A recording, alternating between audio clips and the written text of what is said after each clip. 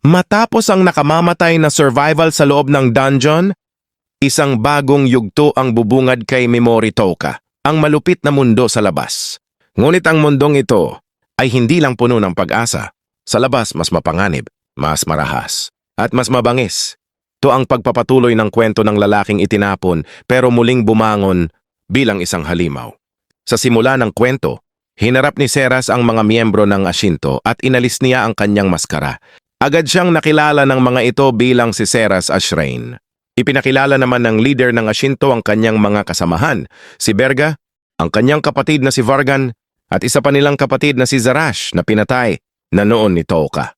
Mabilis na idineklara ng kanilang leader na papalibutan na nila si Seras at wala na itong takas. Ngunit bigla na lamang dumating si Touka at agad siyang nag-cast ng isang skill, Assault Axel. Sinundan pa niya ito ng Paralyze at sa isang iglap lumapit siya sa kalaban at ginamitan ng skill na Poison.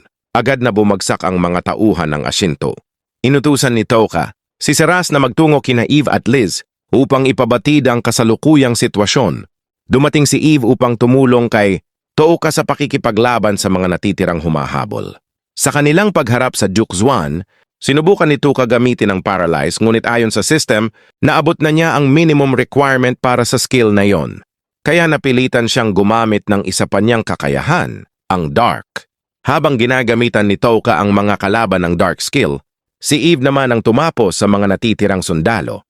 Nang mapagtanto ng mga kalaban na hindi nila kaya ang dalawa, nagsipagtakbuhan ng ilan pero wala ni isa ang pinalampas nila, Touka at Eve.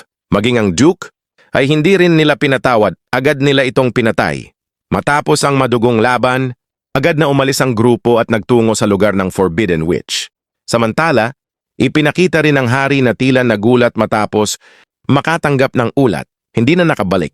Ang mga miyembro ng Ashinto, maging ang Duke at ang kanyang private guard. Habang nagpapahinga naman ang grupo sa loob ng isang kuweba, inalok ni Seras si Touka na matulog sa kanyang mga hita. Ngunit tumanggi si Touka at imbes ay inalok si Seras na siya na lang ang humiga sa kanyang mga hita. Agad namang sumunod si Seras ngunit bigla rin siyang bumangon sa hiya. Nang muli siyang humiga, ginamitan siya ni Touka ng skill na sleep upang agad siyang makatulog. Samantala sa kabilang panig, ipinakita naman si Sogo na kasalukuyang nagsasanay upang lalong humasa at maging ganap na bayani. Ipinakita rin sina Touka, Eve, Seras at Liz na naghahanda para sa kanilang paglalakbay. Natanong ni Seras si Touka kung may naiisip na ba itong pangalan para sa kanilang grupo. Iminungkahi ni Seras ang pangalang Lord Fly's Brigade na agad namang sinangayunan ng lahat. Nagpatuloy ang kanilang paglalakbay hanggang sa marating nila ang mapanganib na lugar ng Demon Zone. Habang nagpapahinga muling binalikan ni Touka sa kanyang isip ang Diyos ang nagtapon sa kanya sa abandoned ruin. Iniisip niya kung paano niya mabibigyan ng hustisya ang nangyari sa kanya at kung paano siya makakapaghiganti. Samantala sa kabilang dako, ipinakita ang Diyosa at ang mga kaklase ni Touka na tila may masama silang binabalak.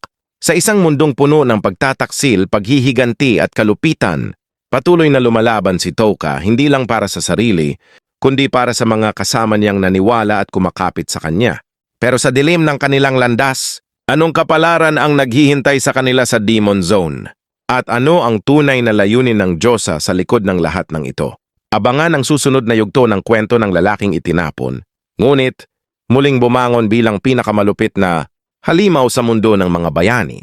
Kung nagustuhan mo ang kwentong ito, huwag kalimutang mag-like, mag-subscribe, at i-share sa mga kapwa mong anime fans. Marami pa tayong kwentong susubaybayan, kaya kitakit sa susunod na episode.